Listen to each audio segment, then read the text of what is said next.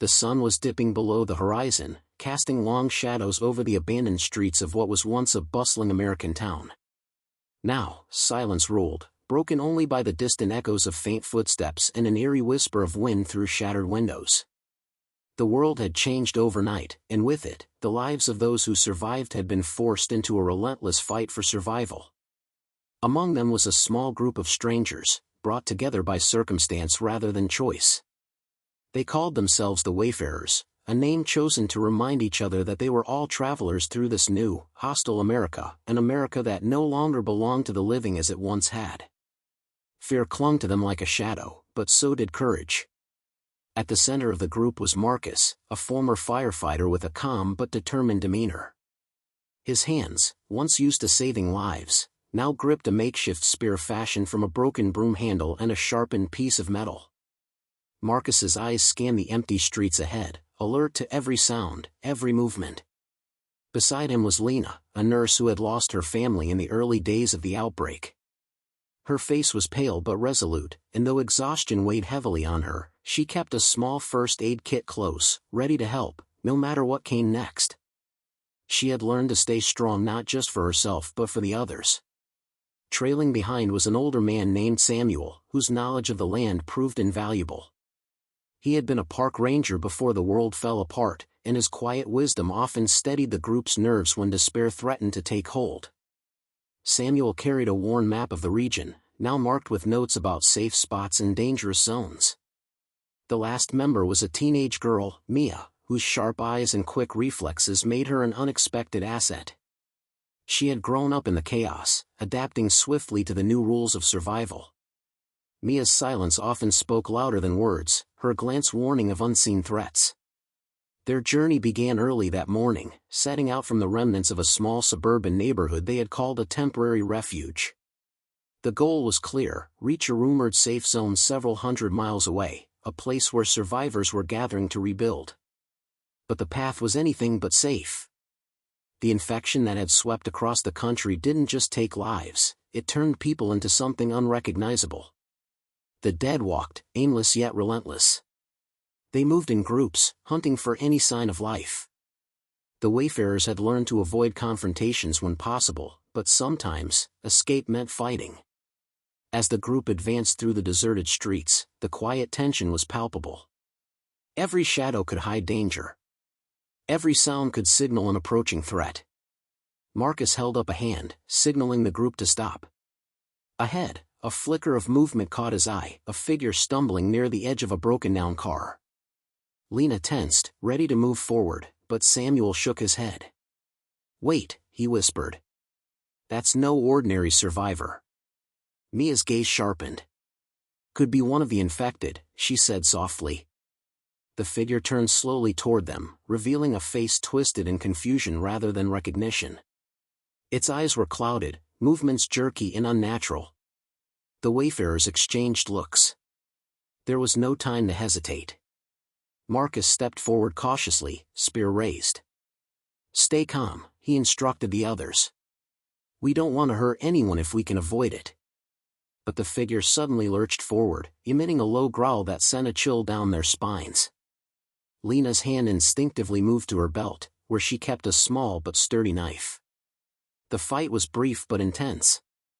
Marcus struck first, the spear connecting with a harsh thud. The figure collapsed, twitching on the cracked pavement. There was no mercy in this new world, survival demanded hard choices. The group stood silently for a moment, the weight of what they had done settling over them. "We can't afford to hesitate," Samuel said grimly. "This is just the beginning." They pressed on, the sun now fully set, the darkness growing thick around them. Their only light came from a flickering flashlight Lena carried, its beam cutting a narrow path through the night.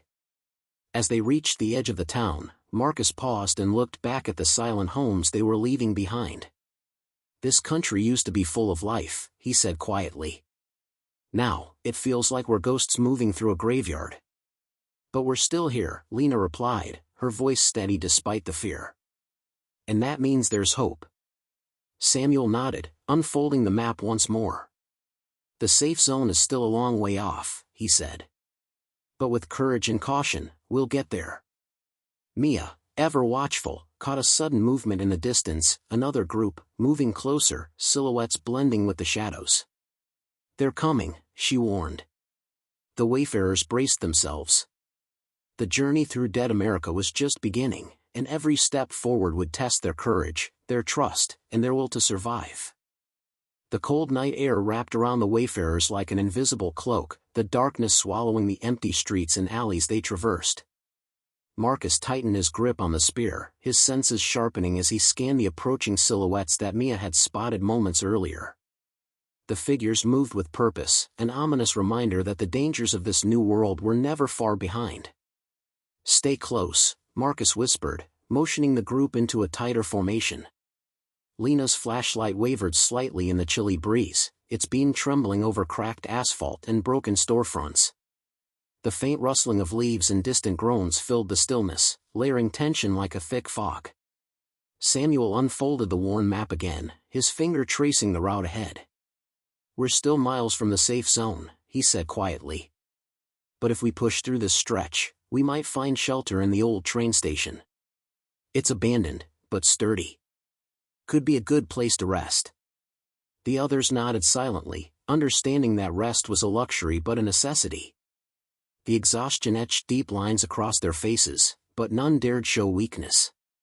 In this new world, every step was a battle, every breath a gift.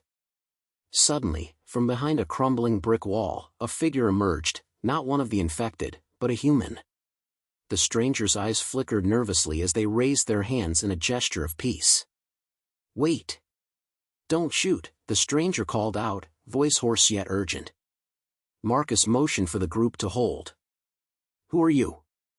What do you want?" he demanded cautiously. The stranger took a hesitant step forward, revealing a young woman, her clothes torn and dirty. "Name's Grace," she said breathlessly. "I've been hiding out near the old rail yard. I saw your group moving through.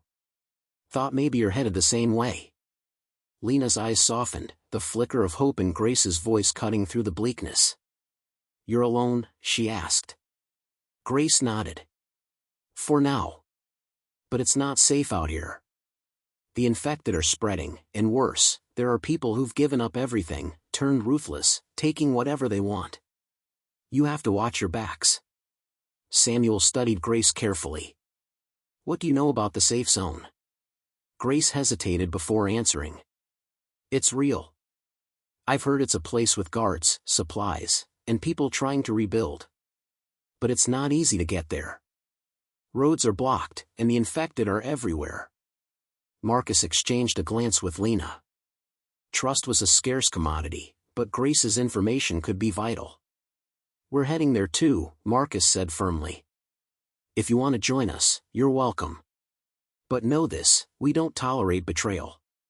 Grace swallowed hard and nodded. "I want to survive. I want to believe there's still good left."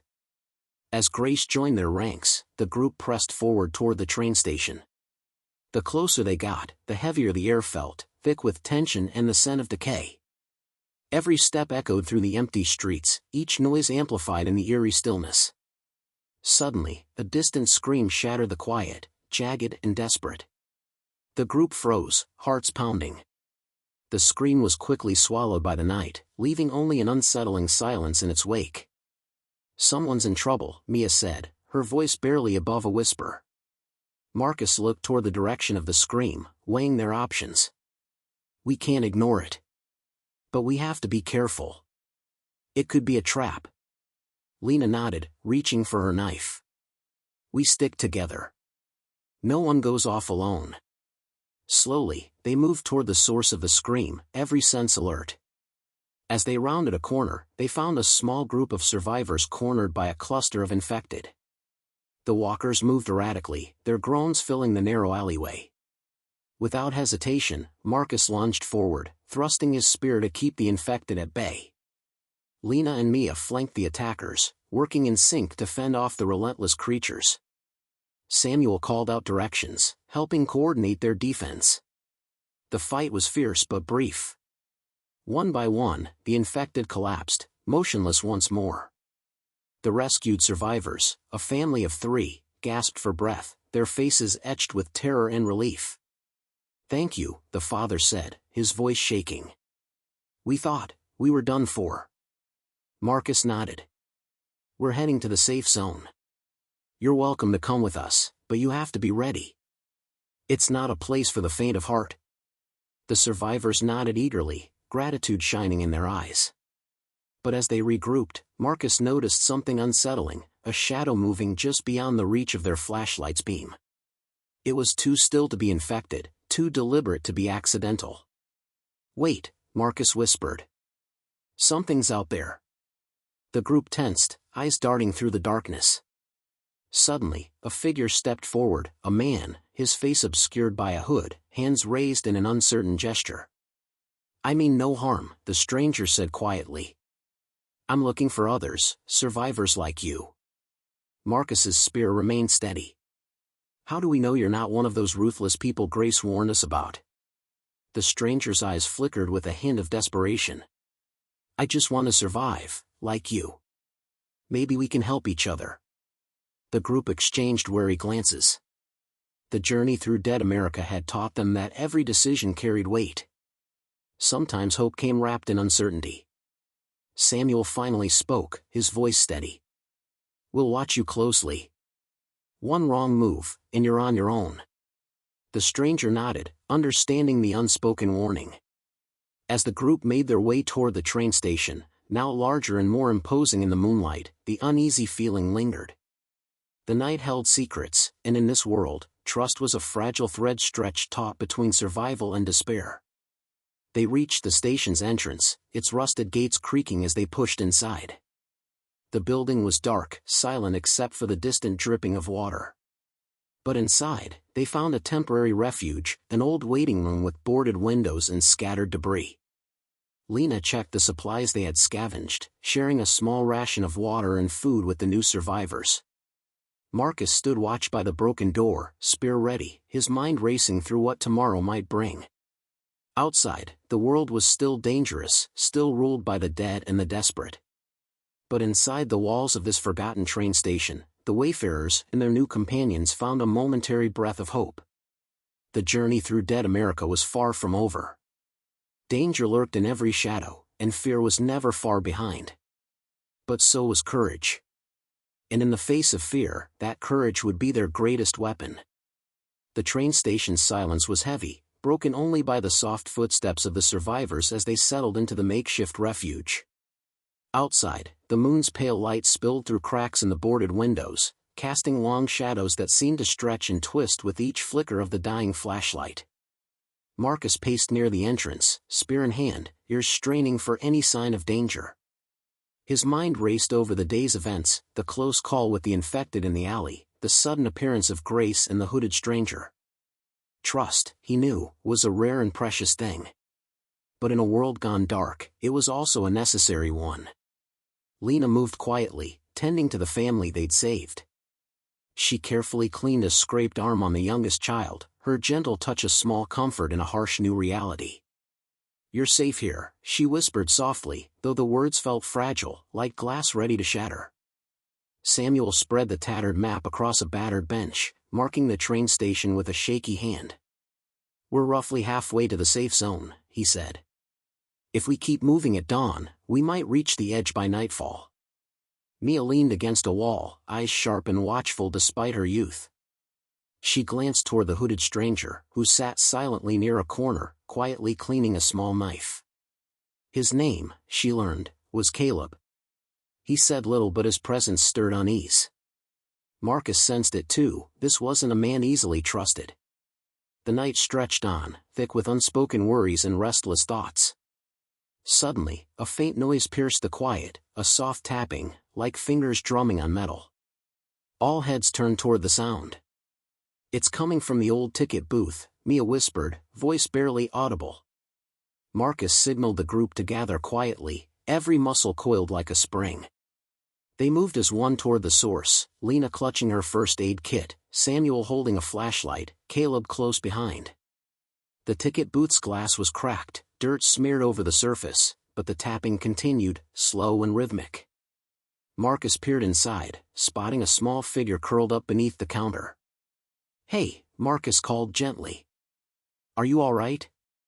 The figure stirred, revealing a teenage boy, no older than 16, his clothes ragged, face streaked with dirt and tears. "Please, don't leave me," he whispered. Lena stepped forward, kneeling beside him. "You're safe now. What's your name?" "Eli," the boy answered, voice trembling. "I got separated from my group. They didn't make it." The group exchanged somber glances. The boy's story was a painful reminder of what this world had taken, the families torn apart, the friends lost to darkness. "We'll keep you safe," Samuel promised, helping Eli to his feet. Back in the main room, as the survivors settled again, Eli recounted his tale. The group listened intently, his journey marked by narrow escapes, fleeting hope, and the constant presence of fear. "But why are you still moving forward?" Marcus asked. "What keeps you going?" Eli looked up, eyes shining with a quiet fire. "Because giving up means becoming like the dead. And I want to live." The words struck a chord. Each member of the group had their own reasons for pressing on, their own fears and hopes tangled together like threads in a fragile tapestry. Outside, the wind howled softly, rattling the rusted doors. The world beyond the station was vast and unforgiving. But inside, the survivors found a moment's peace. Suddenly, a sharp noise snapped through the air, a metallic clang from the roof. Everyone froze. Caleb was the first to react, sprinting to the staircase leading upward. Marcus followed close behind, spear raised. On the roof, they found nothing at first, only the night sky, empty except for flickering stars and the distant glow of fires far away. Then, in the shadows near the edge, movement caught Caleb's eye. "It's a crow," he muttered, lowering his knife. Marcus exhaled slowly. False alarm. But the momentary scare left them all more alert, reminded that danger could appear when least expected. Back inside, as they settled once more, Samuel pulled out an old radio receiver he had found during their travels. He fiddled with the knobs, trying to catch any signal. Static filled the air, broken by faint, fragmented voices. Among the noise, a clear message emerged, a voice crackling with urgency. "Safe zone, supplies, guarded, stay on the main road, danger from both infected and humans." Lena's eyes widened. "That's a distress call." Samuel nodded grimly. "We're not the only ones out here. There are others trying to survive." Marcus looked around at the tired faces. "We have to move soon. This station won't keep us safe forever." As the survivors prepared for the next day's journey, unease settled over the group. The radio's warning was clear, the threats were growing, both from the walking dead and the living desperate to survive by any means. Mia approached Marcus quietly. "Do you think we can make it?" Marcus met her gaze, his own filled with a mixture of doubt and determination. "We have to. For ourselves and for those who can't fight anymore." Outside, the first light of dawn began to break over the horizon, casting pale hues across the ruined cityscape. The world was waking to another day in dead America, where every breath taken was a victory, and every step forward was a battle against fear. The journey continued, and with it, the survivors' courage in the face of darkness. The pale dawn broke hesitantly over the crumbling city as the group packed what little they could carry. The safe zone lay miles ahead, an uncertain beacon amid ruins and shadows. Every movement was deliberate, every sound made them jumpy, hyper-aware. Marcus took point, spear ready, eyes scanning the silent streets. Grace moved beside him, her breath visible in the cold morning air. "We need to avoid the highway," she said quietly. "Too many infected and worse, hostile humans." Marcus nodded. "We'll stick to the back alleys and side streets. Keep low, keep quiet." The family they had rescued, shaken but determined, followed closely, with Eli walking near Lena, who offered quiet words of encouragement. Caleb lingered in the rear, silent as ever, his gaze flicking nervously to every shadow. Samuel unfolded the map once again, tracing the route with a finger. "If we cross the old bridge, it should put us on the outskirts of the safe zone perimeter." The group moved cautiously, their footsteps muffled by cracked pavement and fallen leaves. The city was a ghost town, buildings abandoned, windows shattered, signs of hurried evacuation everywhere. But danger lingered in every corner. Suddenly, a faint noise came from an overturned car, a soft shuffling. The group froze. Marcus signaled to halt. "Walkers," Mia whispered, eyes wide. Marcus gestured for silence. Slowly, he crept closer, spear poised. As he neared the car, a hand reached out, grasping at the air. With a swift, practiced motion, Marcus drove the spear through the figure's head. The walker crumpled, lifeless once more. The group exhaled, tension momentarily eased. But the close call reminded them how thin the line between life and death was. They pushed forward, but the city's labyrinthine streets twisted and turned, confusing even Samuel's careful navigation. A sudden crash echoed behind them, glass shattering. "They found us," Grace hissed, panic flashing in her eyes. From the alley, a group of desperate humans burst forth, faces grim and eyes wild. They weren't infected, but the hunger in their gaze was just as dangerous. Marcus stepped forward, spear raised. "We don't want trouble. Stay back." But the strangers were reckless, desperate for supplies and willing to fight for them.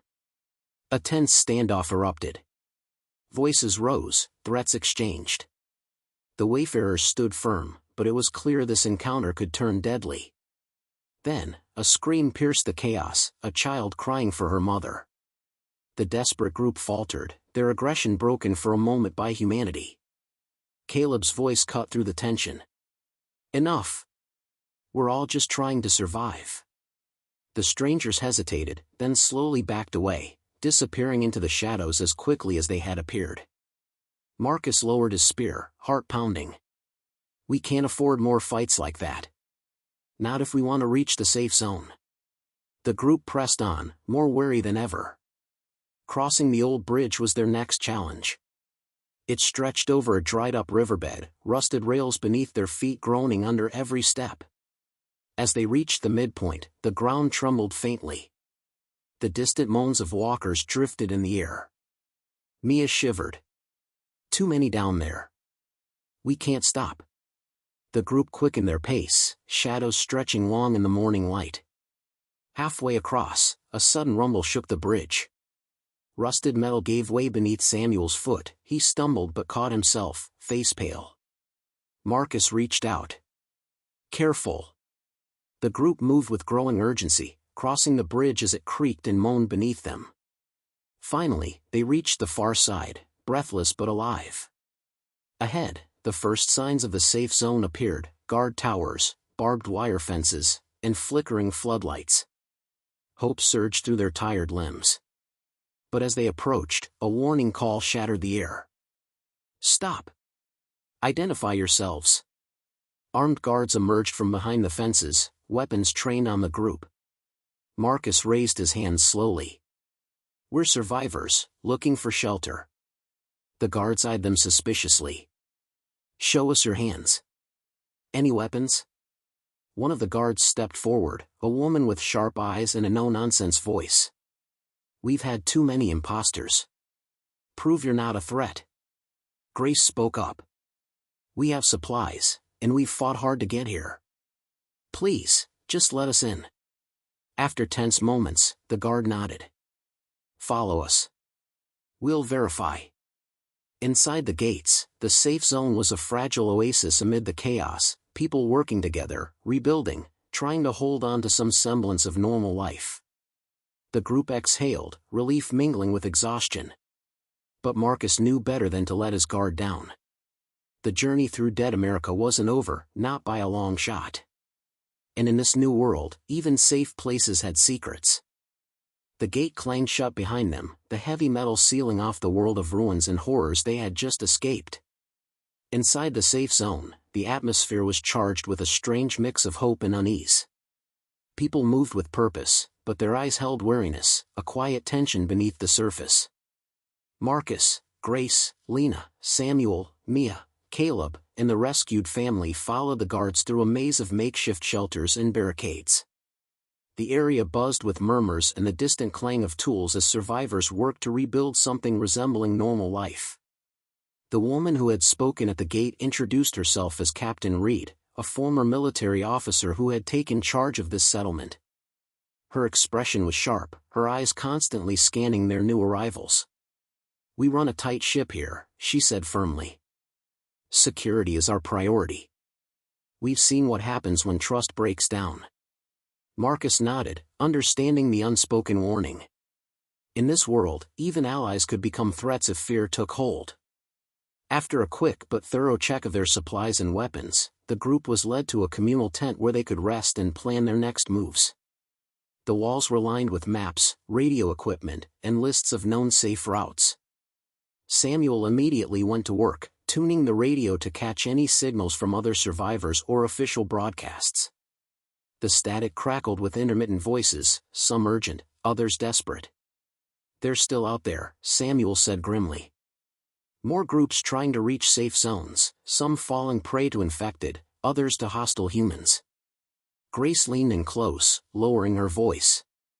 "We need allies. Alone, we're easy targets." Captain Reed nodded in agreement. "That's why we've established communication posts and patrols. But it's a delicate balance, too many strangers can bring chaos." As night fell, the group settled into the routine of the settlement. Fires flickered in fire pits, conversations hummed quietly, but the underlying tension never fully lifted. Mia wandered near the edge of the camp, her gaze drawn to the dark treeline beyond the fences. The forest seemed to pulse with unseen threats, infected lurking, unknown dangers waiting. Suddenly, she caught movement, a figure slipping silently through the shadows just outside the perimeter. She called out softly, but the figure disappeared before anyone else could see. Later, at the communal tent, Marcus shared the sighting with the group. Caleb's eyes narrowed. "Could be scouts. Either hostile survivors or infected." His voice was low, cautious. Captain Reed's jaw tightened. "We've had reports of groups watching us, testing our defenses. We can't afford to be complacent." That night, a tense quiet settled over the camp. Every noise was amplified, the snap of a twig, distant howls, the rustle of leaves. Sleep was elusive. Suddenly, a sharp alarm shattered the stillness. Red lights flashed, and a siren wailed. "Intruders," someone shouted. Survivors scrambled, grabbing weapons as guards rushed to the fences. From the shadows beyond the perimeter, figures emerged, fast, silent, and deadly. Not infected, but hostile humans, armed and desperate. The camp erupted into chaos. Marcus and the others grabbed whatever they could, spears, knives, makeshift weapons, and rushed to the fence. The attackers struck quickly, trying to breach the defenses. Grace fought fiercely, her determination clear as she took down an enemy with a well-aimed strike. Lena stayed close to the rescued family, guiding them to safety while keeping watch. Samuel worked the radio, calling for reinforcements and backup. Mia's heart pounded as she dodged an attacker, her youthful energy surprising even herself. Caleb moved like a shadow, precise and deadly, cutting down threats with grim efficiency. The battle raged, but the defenders held their ground. Finally, after what felt like hours but was only minutes, the attackers retreated into the darkness, leaving behind silence and broken fences. Captain Reed surveyed the damage, her face set in grim lines. "This is only the beginning," she said. "They'll be back." Marcus looked around at the survivors, exhausted but alive. "We survive because we fight. But we also survive by trusting each other," he said. The camp worked through the night repairing defenses, tending wounds, and sharing quiet words of resolve. Outside the fence, the world remained a dangerous place. But inside, the survivors forged bonds of courage and hope. The journey through dead America was far from over. And with every step, they learned that in this shattered world, courage was their greatest weapon. The sun rose weakly over the safe zone, casting a pale light on the battered but still standing fences. The group gathered around the small fire pit in the center of the camp, faces marked by exhaustion and worry. The attack had rattled everyone, reminding them just how fragile their haven really was. Captain Reed addressed the group, her voice steady but filled with urgency. "We can't just wait for the next attack. We have to take the fight to them, find out who's behind these raids and put an end to it." Marcus exchanged a look with Grace. They both knew she was right. Staying on the defensive meant living in constant fear. Samuel studied the maps again, tracing possible routes where the attackers might be coming from. "There's an abandoned factory about 10 miles east. Could be a hideout or base of operations." Mia's eyes flickered with a mix of fear and determination. "If we want to stop them, we have to act fast." The rescued family, still quiet but growing stronger, listened intently. Lena spoke up softly, "We can help. We know the area better than anyone." Caleb nodded. "We'll need scouts and backup. This isn't just a raid, it's a declaration of war." As the group planned, Marcus felt the heavy weight of leadership settling on his shoulders. Every decision could mean life or death, for his friends, for the new family, for all the survivors depending on the safe zone.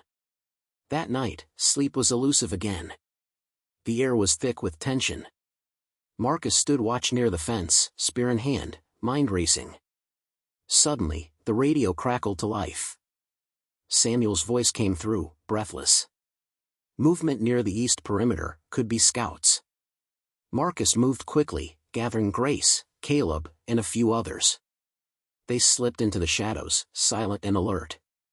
The forest loomed dark and endless, filled with unseen dangers. They followed faint tracks, broken branches, signs of recent passage. Suddenly, voices, low, hurried, drifted through the trees. Marcus raised a hand. "Wait." They crept closer, hidden behind thick undergrowth, and saw a small group of hostile survivors, armed and alert. Grace whispered, "Looks like a scouting party." Caleb scanned the area. "We can take them, but we have to be careful. If they raise an alarm, we're done for." Marcus nodded, signaling the attack. In a swift, coordinated move, the group struck from the shadows. The hostile survivors were caught off guard, confusion and fear flashing in their eyes. The fight was quick but brutal. Marcus and Grace moved with practiced precision, taking down enemies silently. Caleb was ruthless, while Mia stayed close to the rescued family, keeping them safe. After it was over, the group searched the bodies and found maps, weapons, and messages, evidence of a larger plan. Samuel examined the notes. "They're planning a full assault on the safe zone, and it could happen any day." The revelation sent a cold chill through the group. Back at camp, Captain Reed called an emergency meeting. "We have to prepare. Fortify the defenses, train the fighters, and gather supplies."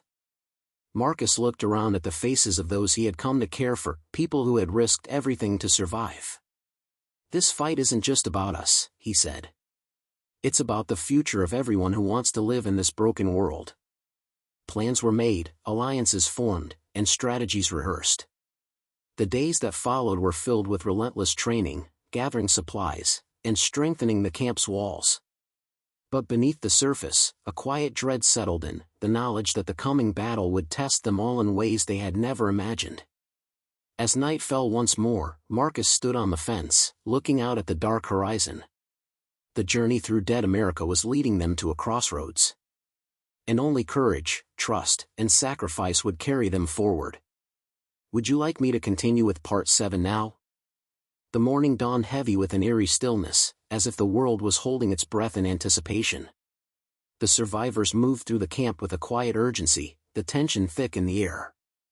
Every glance toward the horizon carried the weight of what was to come. Captain Reed had ordered a full lockdown. Gates reinforced, lookout towers manned, and every able-bodied person drilled in combat drills.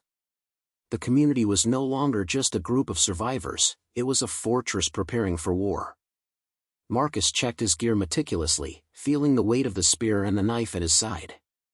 Grace was already at the training grounds, sharpening her blade with a calm focus that inspired everyone around her. Caleb inspected the barricades, making sure every weak point was shored up. Suddenly, a distant rumble shattered the fragile calm. The ground trembled beneath their feet as a dark cloud approached on the horizon. The hostile group was coming, not as scouts this time, but as a full assault. The camp erupted into action. The gates were barred and bolted, archers and sharpshooters took positions on the walls, and fighters gathered at strategic points. Marcus stood shoulder to shoulder with his friends, ready to defend the place that had become more than just shelter, it was home. From the shadows beyond the fence, the enemy surged forward, a wave of desperate fighters fueled by fear and hunger. The first arrows flew, whistles blew, and the battle cry pierced the air. Chaos reigned. The clash was brutal and relentless. Marcus ducked under a swinging axe, retaliating with a thrust of his spear. Grace moved like a whirlwind, her blade cutting through the air with deadly precision. Caleb's calm, calculated strikes turned the tide on several fronts. Mia, though young, fought with fierce determination, her small frame moving swiftly to help the injured and defend those weaker than herself. Lena stayed close to the rescued family, guiding them to safety while keeping an eye on the battlefield. Amid the turmoil, Captain Reed coordinated defenses with steady commands, her voice a beacon in the storm of violence. The attackers pushed hard, testing the defenders' limits. Cries of pain and shouts of encouragement mingled in the smoky air. Every inch gained was paid for with sweat and sacrifice. Suddenly, a breach, the enemy had torn through a section of the fence. Panic rippled through the defenders as hostile fighters poured into the camp. Marcus rallied the survivors. "Hold the line. We fight for every step." The battle became a desperate struggle for control. The survivors used everything at their disposal, spears, knives, makeshift weapons, and their unwavering will to survive. Caleb led a small group to flank the attackers, cutting off reinforcements and turning the tide. Grace, wounded but unyielding, pressed forward to support the defense. Hours passed like a blur. The sun climbed high, then began to dip again, but the fighting showed no sign of stopping. Then, as suddenly as it had begun, the attackers retreated. Broken, exhausted, and defeated, they vanished into the wilderness. The camp was battered but standing. Marcus surveyed the scene, friends tending wounds, rebuilding barricades, and comforting the frightened. Captain Reed approached, her expression grim but resolute. "They'll be back, but we showed them we're not easy prey." Grace winced as she wrapped a bandage around her arm, then smiled faintly at Marcus. "We survived. Together." The survivors knew the journey through dead America was far from over. Every battle tested their strength, their courage, and their trust in one another. But with every victory, no matter how small, hope grew stronger. And in a world shadowed by fear, hope was the fiercest weapon they had. Want to jump into Part 8, the final part, now? Part 8, A New Dawn.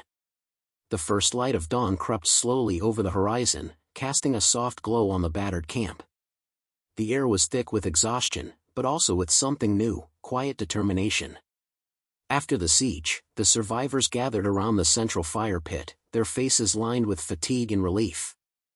Each wound told a story of sacrifice, every scar a testament to their will to endure. Captain Reed addressed the group, her voice steady but softer than before. "We fought well. We defended our home and our future." Marcus stood beside her, heart pounding with pride and hope. The battle had tested them, pushed them to the edge, but it had also brought them closer than ever. Grace, still nursing her arm, smiled faintly. "We're more than survivors now. We're a community." The rescued family, once strangers, had become part of this fragile family of fighters and dreamers. Lena held the youngest child close, whispering promises of safety. Samuel worked with others to repair radios and set up signals, eager to reconnect with other survivor groups scattered across dead America. The hope of communication sparked new energy in everyone.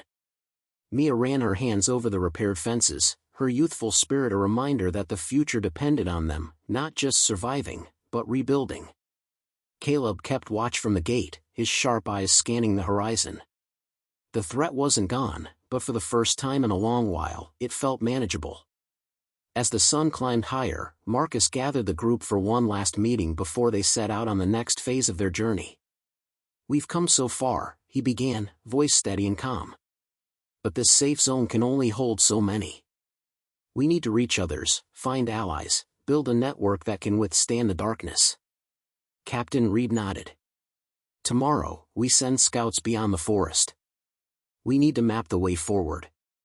Grace added, "We'll need to be careful, but together we can create something new from this broken world." The survivors shared quiet smiles and determined nods. Each knew the risks ahead but also the strength they carried together. That evening, as the camp settled into a peaceful quiet, Marcus stood outside the fence, staring into the fading light. The road ahead was uncertain and dangerous. But with courage, trust, and hope, the survivors of Dead America would keep moving forward. Their journey was far from over. But now, they faced the future not as frightened individuals, but as a united force ready to reclaim a world lost to fear. And that made all the difference. That completes the full 8-part story. Would you like me to help with anything else, like turning these into scripts, summaries, or even generating photo prompts for your audiobook videos?